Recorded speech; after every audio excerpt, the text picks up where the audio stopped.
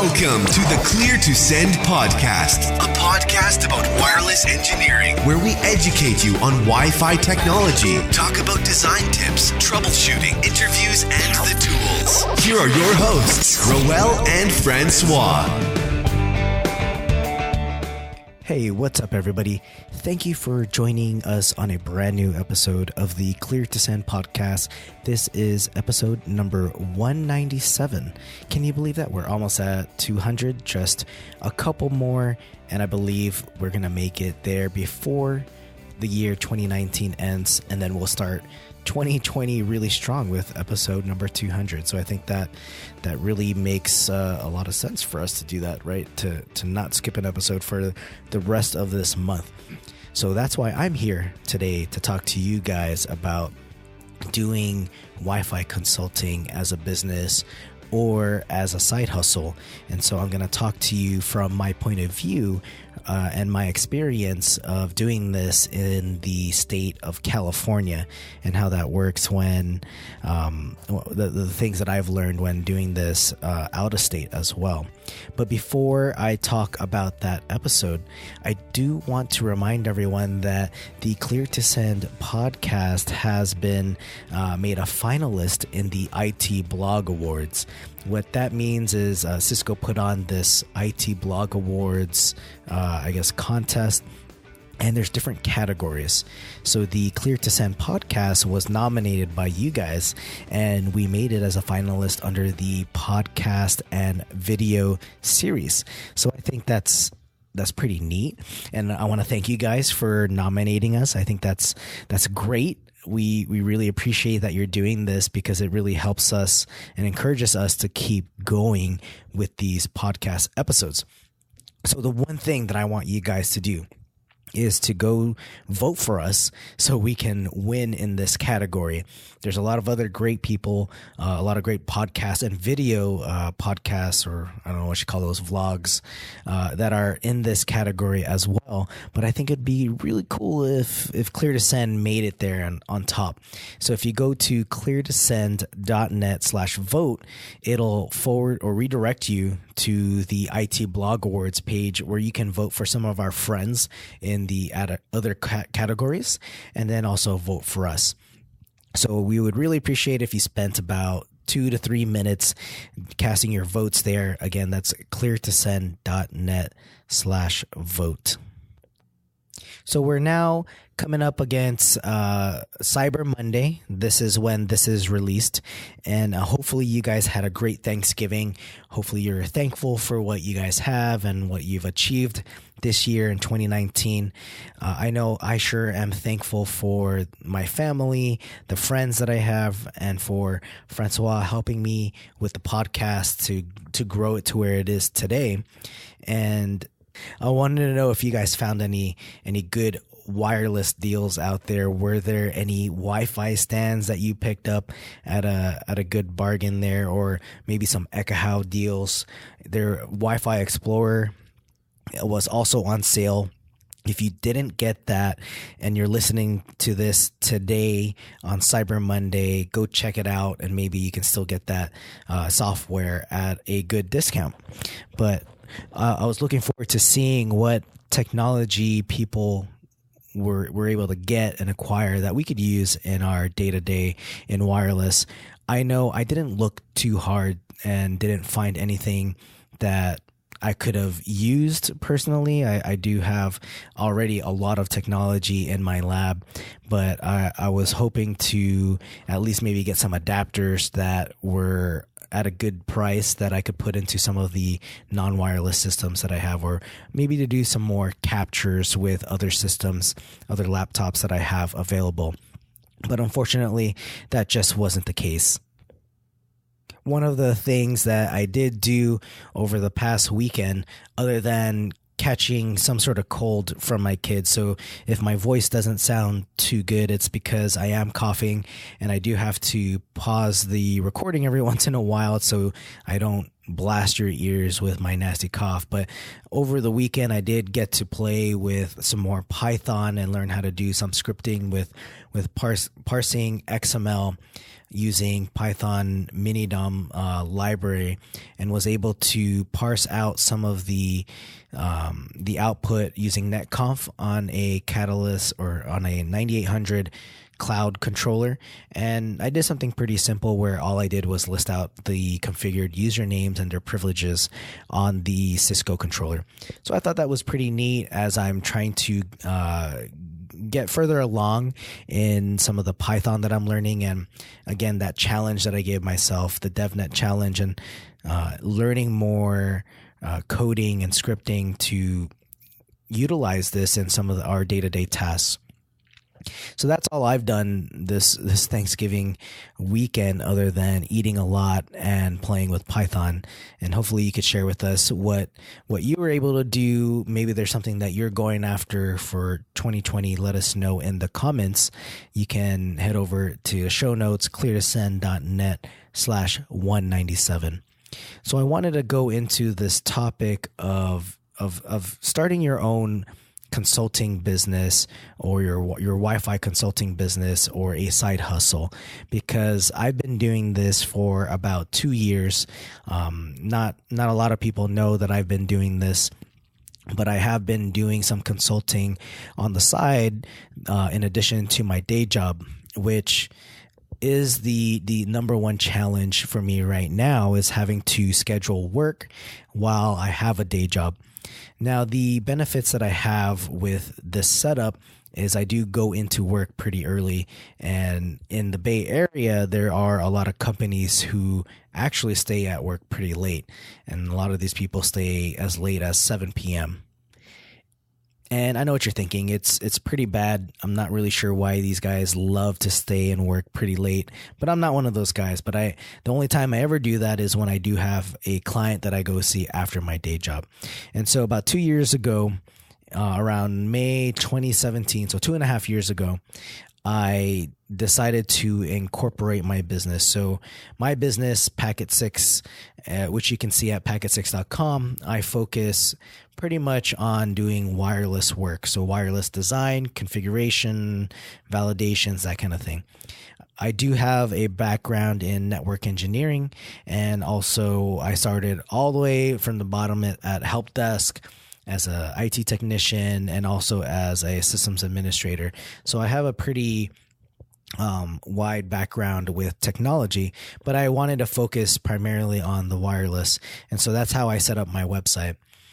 So using the expertise that I was able to get, the expertise that I have, and the knowledge I've learned over the last couple of years, I learned that in the Bay Area, there's a lot of companies who do not have their wireless set up optimally. So there's a lot of networks in the area, a lot of channels overlapping, and a lot of misconfigurations going on. So when I started up my company, it's because I was getting some word of mouth work. So people knew that I was able to help them with wireless, and as the work started coming in more and more, I decided to start an LLC in California. And so the starting up the whole LLC in California is kind of its own complicated task. You can do it yourself, or you can hire a lawyer to do this for you. Now, I went the do-it-yourself route, and it is possible to do. There are some things I may have missed, but it got me up and running. And so the first thing with starting a pretty serious side business here, or you're starting from scratch and this is your full-time business, is having to understand all the business related aspects of running a business. Now, a lot of us are pretty good at technical work. We're technically savvy and we know how to work with wireless, but when it comes to having business sense and having that mindset, it's a completely different game. And so you have to work and get your own clients. You got to find them. You have to invoice them, do some finances, that kind of thing, right? So starting up a business, you have to have these strong foundations. And I've actually blogged about this before on my personal blog, and I'll link out to that in the show notes, where I talk about being a company of one. And I can recommend some books where if you're just starting out on your own, you want to have this very specific mindset to where you want to be successful in what you're doing. And you don't want to start thinking about being this big company right off the bat and thinking about hiring people, etc. So I rarely hire anyone within my company. It's just me. I don't have any other employees, but every once in a while I do subcontract some work if I'm unable to do it or I need some assistance. And so along the way, over the past 2 years, I've built up some knowledge in starting your own business and managing it. And so I've picked up some certain tools like QuickBooks, for example, to run my finances. And I can do everything there: track expenses, set budgets, and invoice clients, receive money, that kind of thing. And there's other applications out there where you don't have to spend as much money on QuickBooks.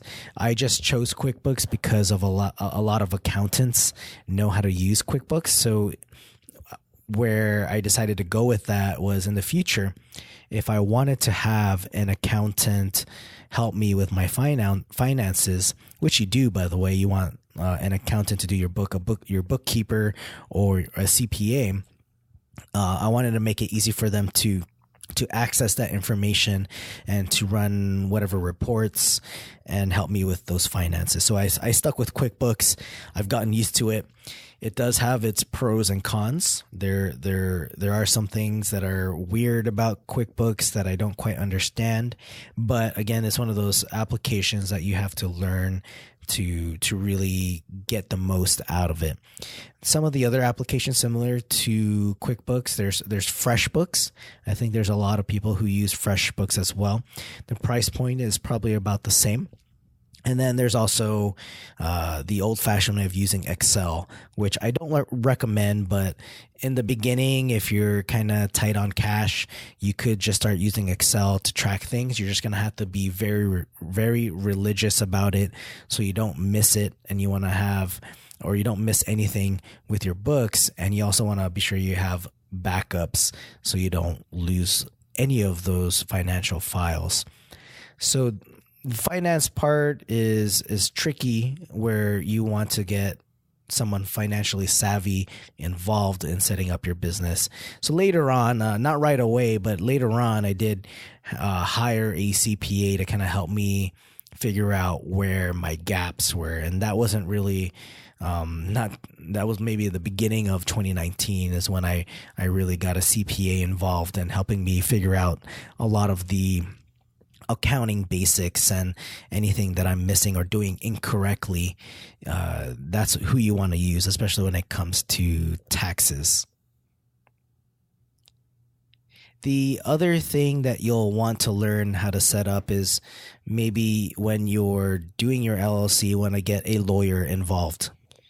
Lawyers are very good people to know because they will tell you what you can and can't do or how you should do it, especially when you're dealing with a lot of agreements with your clients. They'll also help you set up your own agreements that you send to prospective clients when they want to use your services. And so I used a lawyer to help me set up my consulting agreement that I have each of my clients sign. There are certain times when maybe the client will want to modify the agreement. They don't agree to some of the terms and they want to make it a little bit more equal. And that's when you would get your lawyer involved to help kind of hash those out. Now, when you do use your lawyer, it is going to cost an hourly fee or however much that lawyer charges, if it's a block of hours, a retainer or whatnot. But I mean, they're not cheap lawyers, especially the good ones. They are very helpful, but the really good ones are also not inexpensive. So you'll want to look around for a lawyer that you can trust, and you'll want to maybe test out the lawyer with some small little things that you're trying to work on. Maybe it's adjusting an agreement you could send an agreement that you've constructed and then have them take a look at it, or you can have that lawyer create a whole new one, and they can estimate how long it's going to take, so you can figure out how much money you'll actually have to spend utilizing the lawyer to put this all together. But the lawyer is a very useful person in addition to an accountant or a CPA. So the next thing when I got all started up was pricing, right? You wanted to figure out how you're going to price your services, how much to charge, that kind of thing. And a lot of it, I think, is a lot of art and science to it. So you'll want to do some market research around your competitors, try to figure out how much they're charging for their services. And you have to understand that you might not be apples to apples. You may be providing the same type of service, but it might not exactly be the same. And so I'll kind of go into that a little bit, because before coming up with the prices, you want to figure out what your service is going to be for prospective clients. And for me, initially, that was a lot of just wireless design and troubleshooting and doing configuration. And as I did that, I got kind of pulled into other parts of the network, such as configuring the network switches and the firewalls, that kind of thing. But I still stuck to just advertising that I do wireless specifically. And so as I did a couple of jobs here and there, I kind of picked a price. And so one of those the pricing that you tend to lean towards is either an hourly price, where someone will hire you and you kind of estimate how many hours it's going to take, and then they'll know how much that's going to cost them and how long.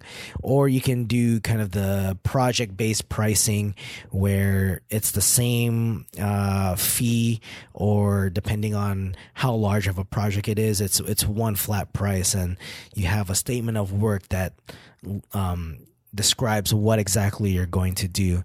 So I experimented with both, and I opted for the project-based pricing, or you can call it daily, your average daily price, or you can call it value-based pricing.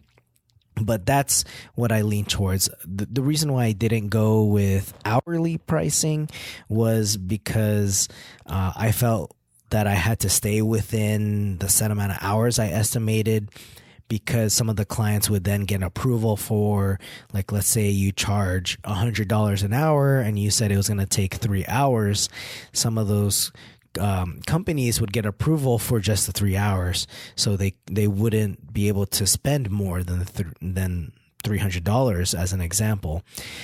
And also, I felt like some people were just making sure they got their bang for their buck for however many hours they were allotted. And I wanted to eliminate all of that headache by just going with a project-based pricing and say, here's all the work that I'm going to perform, and here is the outcome of all this work. Here's the deliverable that you're going to receive. And so if everybody has agreed upon that, then there was no other question about it. Is if it took me 1 day versus 3 days, then it's still the same price, and it's just up to you to price that as you see fit. Now, the hard part was actually coming up with that price. And so when you're pricing out your services, to start off, it really just comes to making sure you cover your expenses and your time. And so you also want to be able to make a profit so that there is money coming back into your company. So you need to determine what your hourly rate is, and then also what your expenses are to run your business. And there's like some formulas online that you could use, but you come up with a number that will cover all of that based on the estimated amount of hours per year, as an example. And then you can come up with your daily rate. And that's just one of the examples. And so even today, I still play around with the right pricing, because a lot of times I'll either come out too high, so I have lost a lot of different gigs because I'm just quote unquote too expensive. And then there are a lot of gigs where no one even tries to negotiate your pricing. And so I start asking myself, well, am I pricing myself too low compared to my competitors? And so I want to touch upon looking at your competitors, because part of the market research that goes into figuring out how you're going to do business and price out your services is figuring out what other people are charging. And sometimes it can be difficult to figure out what the other person is charging, and also trying to figure out what you get with that pricing. Sometimes I talk to people and they share with me what others have quoted them as an example. You could try calling the other company and asking them how much they charge for their services. That's totally an option. And I have done that before. I filled out contact forms and asked for specific types of services and got quotes back. And that's kind of the way you want to track what the market will accept, right? So if you're going to charge $1,000 a day, you want to know, will there be customers that will accept $1,000 a day? Will they be willing to pay you $1,000 a day? And so that conversation kind of then leads to value, because price is not really something to go after, right? You don't want to be the lowest the lowest priced service out there, because you don't want to compete on price, because companies will then only look at you as a number, and you'll only start attracting the wrong customers as well. So you want to look at what kind of value you could provide to your potential customers here. And so that's where you're going to differentiate yourself and be able to charge more. And so I think in the Bay Area, I may charge a little bit higher than some of my competitors, but I do offer a lot more value when it comes to the projects that I work with these clients, and being able to deliver things to them that I can explain in a more easier way, or I'm more easier to work with, or because of my project management experience, I can manage projects better and communicate better with them versus some other people. And so that's why you want to work on some of these business skills and also these soft skills, so you can kind of stand out better than someone who may just be strong technically but not have all the other rounded edges and all the other like soft skills and business skills that could put you above the rest. So like I said before, I'm still experimenting with pricing. I'm not quite ready to share what my pricing is, but I will be writing a post kind of reflecting on this year, 2019, in my business, and kind of how it compared to 2018 and what I would expect with 2020. And so I may share some numbers there, as I'm still waiting for some projects to complete in December, so that way I could kind of look at my reports and see it with accuracy there, and be able to break things down, even down to the expenses and how much how much profit I actually got within a project. And that's why I kind of like using QuickBooks, is because I can report on details like that. So when it comes to now setting your price, you're ready to put yourself out there. The next thing is, how do you find people that are willing to go after you, to buy your services, right? Are willing to use you. Some of the fear factor that people have are, you're maybe too new in this industry. I know I've come across that, and the way I combat that is by talking about my experience with the other projects that I've done, and maybe sometimes throwing out some names of companies that you've worked with or have worked for could be beneficial for you. But when you're doing this as a side business or a side hustle, you kind of have to be careful with that aspect, because you don't want it to conflict with your day job, as an example. So I don't really tell my clients who my employer is, just because I don't want to use that as leverage or somehow get in trouble with either the client or my employer for whatever reason. I just don't like sharing that. So what I put a lot of effort to then was my website, and I would blog a lot and write a lot, set up some pages that spoke specifically to the services that I offered. And what that really means is I try to work on my SEO, my search engine optimization. And I really centered it around the Bay Area. So that way, if somebody was trying to search for a wireless consultant in the Bay Area, I would try to be on the first page of Google for that. And it worked quite a bit in the first year, where some people would find me, and a lot of those inquiries actually panned out and worked well. And I had a few clients where I continued to work with them. And so I was able to get recurring income that way by having them be returning paying customers in different projects where some of them would open up new offices or new warehouses, and they'd be calling me to help them design it and install some of that equipment.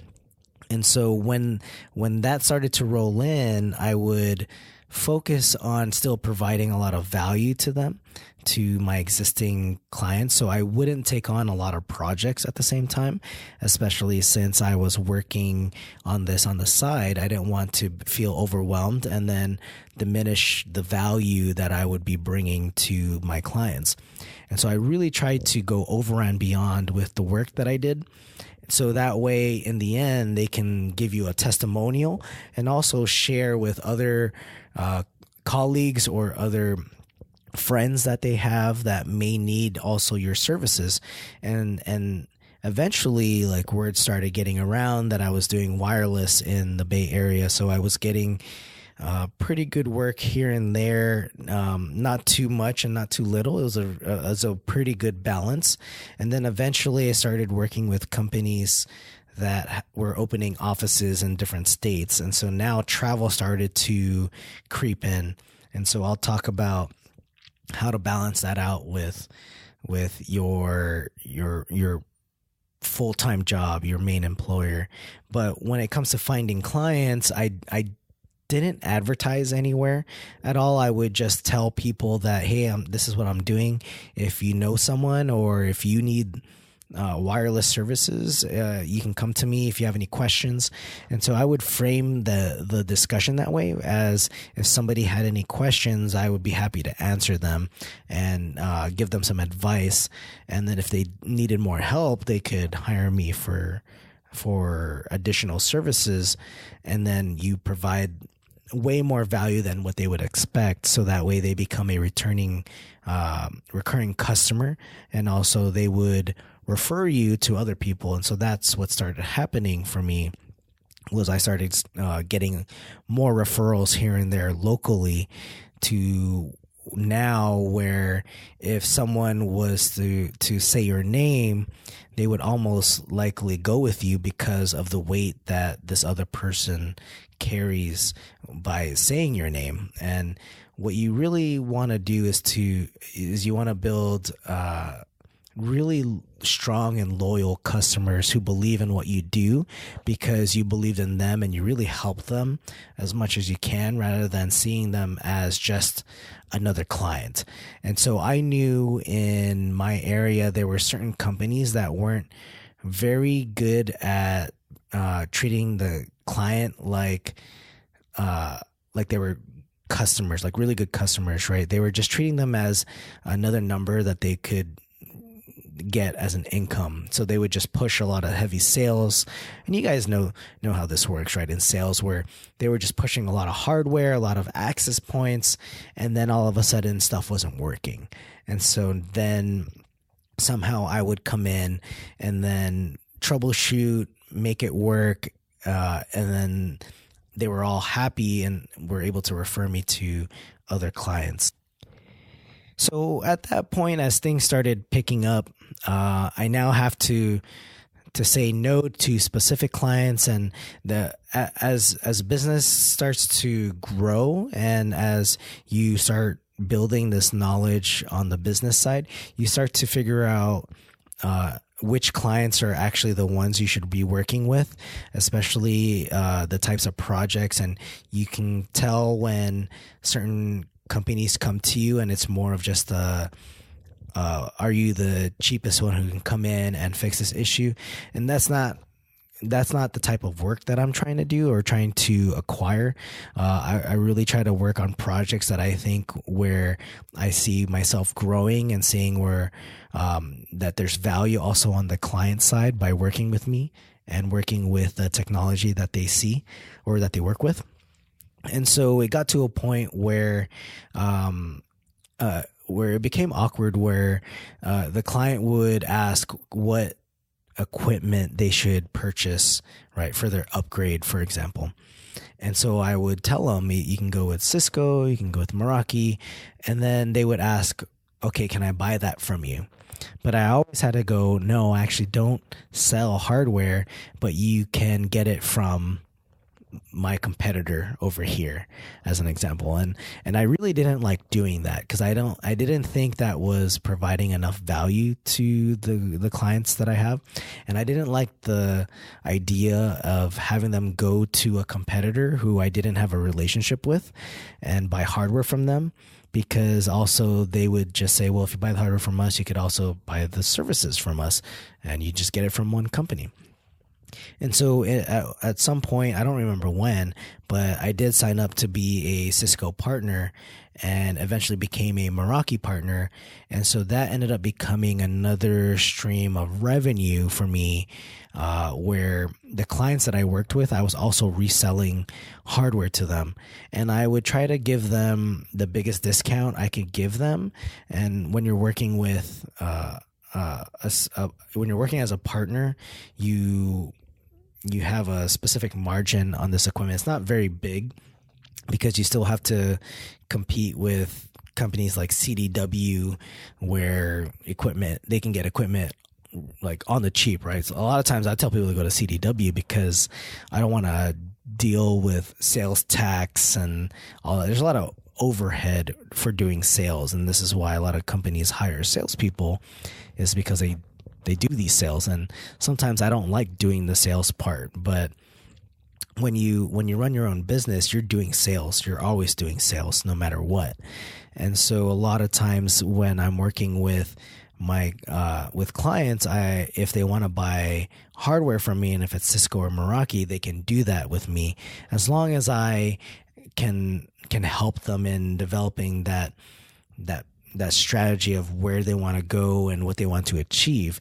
And so I could build out a list of equipment or a BOM and be able to say, here's a bill of materials, and say, here's the equipment you need for redundancy with these access points and these antennas, and here's the price that I can give it to you since you're using me and my professional services as well. And so that's one way I provide value to my customers, and they come to me with and knowing that they can trust what the information I'm giving them, and I'm not overly selling them on more equipment. I'm actually selling them the right amount of equipment for their requirements. So we're not doing some excessive sales where you have like this really small office and they've got 20 access points, which could be maybe just 3 or 4. And so that's where I try to provide more value and how I make myself different from the rest.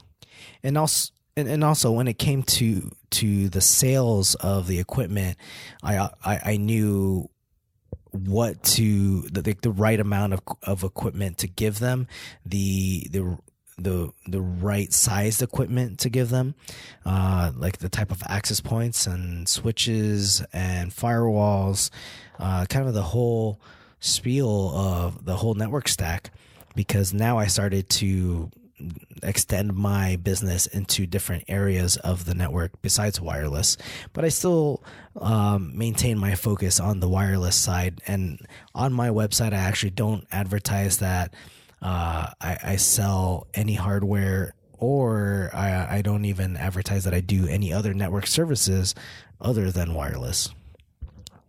And so I just wanted to make this episode kind of a beginning kind of a different subject for the podcast to talk about the business side of things, because that for me, it's actually grown quite a bit on the second year than it did on the first year.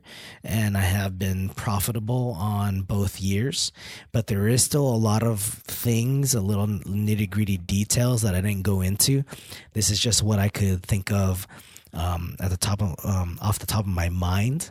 And also Francois runs his own business. He's been running it successfully for, I think, 5 years now or more. And I'd like to get him on an episode where we share some specific business tips that we've run into, or maybe some specific scenarios, because Francois does his business in Canada, I'm in California, and it's also different in other states in the United States. And I know a lot of you guys are also starting your own companies. There's some people that we know in the industry that are very good at this, and hopefully we can get them here on the show to talk more about and share more about how they're doing it, how they stand out differently from everyone else, and how they're able to, I guess, live a lifestyle that they can live where they can travel and still enjoy themselves and still be able to come home and not be so detached away from your family. And I know it's very possible based on the conversations that I've had with various people, and I know I've been able to make it work so far and been able to control how much travel I have and still be able to have time with my family. So my thoughts on this after 2.5 years, I'm still going pretty strong. I have to set some new goals for myself in 2020, but I do plan to write a little bit more detail about what went right, what went wrong, what things that I could have done differently on the business side, especially from things that I see that's happening on the technology side, of what's happening with wireless here in the Bay Area. Like, what do companies think about wireless, and how do they treat wireless in the Bay Area compared to other companies that are in different cities? And I know with some of you, the listeners, and how you interact with your companies and some of the other clients that you may be working with, it's very different as well. So I think it's a good discussion to have and to really see what's going on industry wide, and how are people treating wireless, and do we need to look at it differently, or is there something else that we're missing? Or are they talking about AI and machine learning, that kind of thing?